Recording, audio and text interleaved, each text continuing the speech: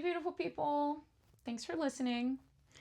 So, this is like, disclaimer, this is kind of an emotional topic for me. No, it's a really emotional topic for me. So, I'm just going to get into it. Um, I have had a strained relationship with both of my parents for a long time, but like more so with my mom. So, we recently just started talking again a few years ago, but we haven't been that close. I'm still kind of distant with her. And at first it was more just because I'm like, why are you trying to be all buddy buddy with me now and you're not like acknowledging the ways that you've hurt me in the past and you're not apologizing, yada yada yada. You're stereotypical bitter estranged child thought patterns. But like a few days ago I realized that I genuinely just don't have a whole lot in common with her. And honestly, I don't think that we would be very close even if we didn't have, so many falling outs. And that's kind of hard because when you grow up like resenting a parent or like having a difficult relationship with a family member and you're adults and you reconnect, you're like, in a way, for me at least, it was subconscious. I was expecting there to be some big like discussion or blowout where, you know, my mom admits that she was wrong or my mom admits that she did this and that. But honestly, like that's just not how it works because most of the time people tend to be set in their ways. And that's kind of how my mom is. But anyway, what sparked it was my mom asked, she's been trying to like organize family events. So she asked if we wanted to go to an aquarium in the family group chat. And I was like, yeah, I would go. And we're talking about logistics and everything and the day we're going to go. And then my mom was casually like, oh, yeah, well, I'll just meet at my house and we'll take India's car. And I was like, hold up. When did I volunteer my car? Like, why do you think you can just like automatically decide who's that I'm driving and that I'm driving everybody in my car? I was low key offended. No, I was high key. I am currently offended. Okay. Not really, but I was offended because it felt like she was claiming ownership of my like car and my time and my efforts. And she even went so far as to say, oh, I'll help out with gas, as though this weren't her idea in the first place.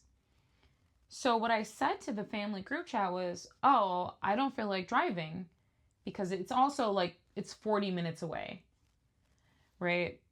And I said I thought I was just tagging along, which is true. I did that. But I was viewing all of this through a lens of bitterness and pettiness, despite the fact that in reality, like, that didn't have any bearing on it. Like, it didn't matter who it was. Like, it wouldn't matter who it was. I would have reacted in exactly the same way.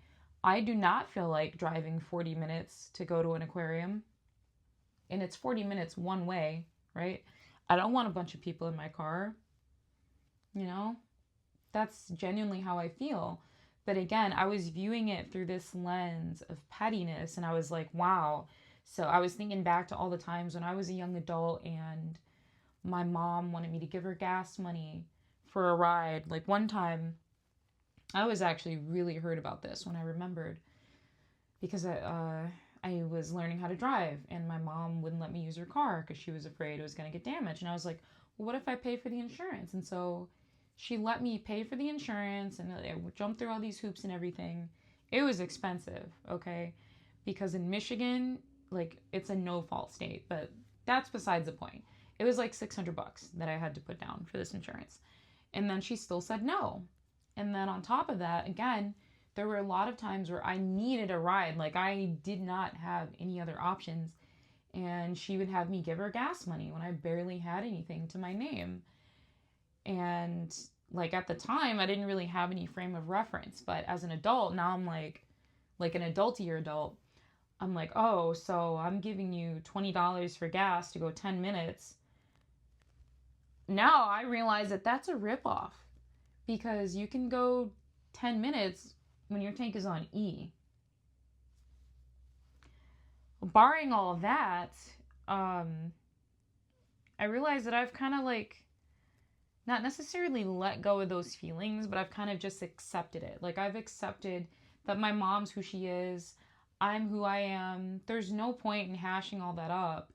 And I didn't have to bring that up and make, and turn what was supposed to be a family thing into like this tit for tat, one off, you know, fight with my mom. Like, I didn't need to get into all that.